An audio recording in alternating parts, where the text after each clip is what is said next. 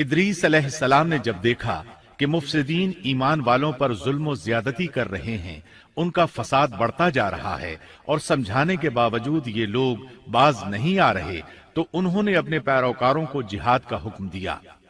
इदरीस अलैहिस्सलाम पहले शख्स हैं जिन्होंने अल्लाह के रास्ते में जिहाद किया, गनीमतें हासिल की और दुश्मनों को कैदी बनाया, लेकिन गनीमतें और कैदी उनके लिए हलाल नहीं थे।